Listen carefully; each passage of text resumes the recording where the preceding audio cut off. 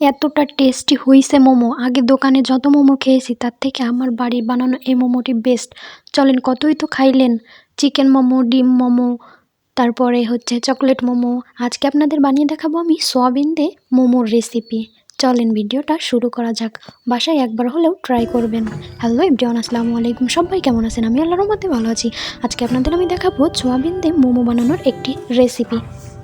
বাসায় একবার হলেও ট্রাই করে দেখবেন। চিকেন মোমো এর কাছে কিছুই না। এই মোমোটা এত টেস্টি হয় বলার বাইরে, না খেলে বুঝবেন না।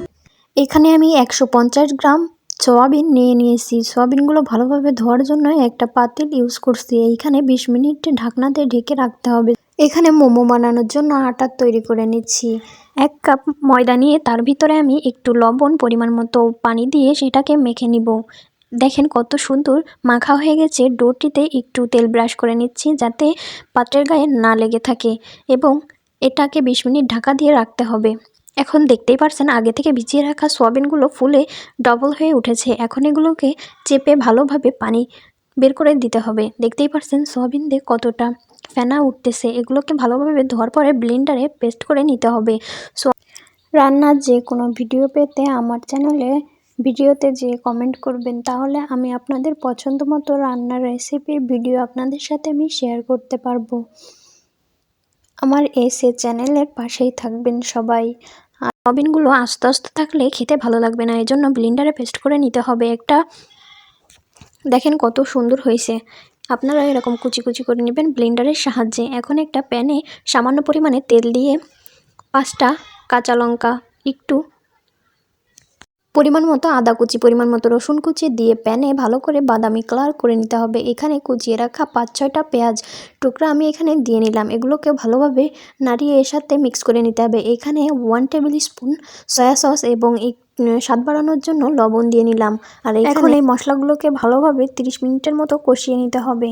এখানে আমি ব্লেন্ডারে পেস্ট করা সেই সয়াবিনগুলো দিয়ে ভালোভাবে 3 মিনিটের মতো গ্যাসের ফ্লেম লো টু মিডিয়াম।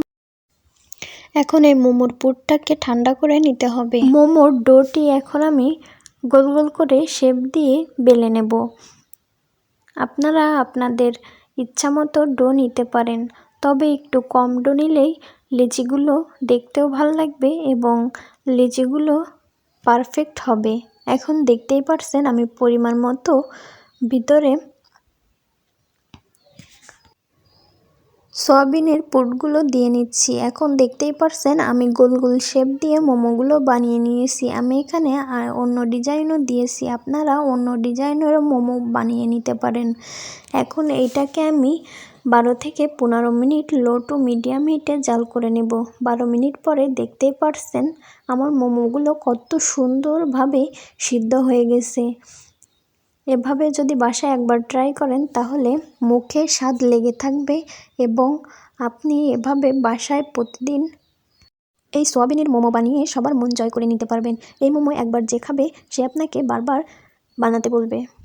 ভিডিওটি ভালো লাগলে অবশ্যই চ্যানেলটিকে সাবস্ক্রাইব করে পাশেই থাকবেন, এবং নতুন নতুন ভিডিও পেতে আমার চ্যানেলে বেল আইকনটি টিপে রাখবেন। ভিডিওটি আজকে এই পর্যন্তই শেষ করছি। আল্লাহ হাফেজ, আসসালামু আলাইকুম।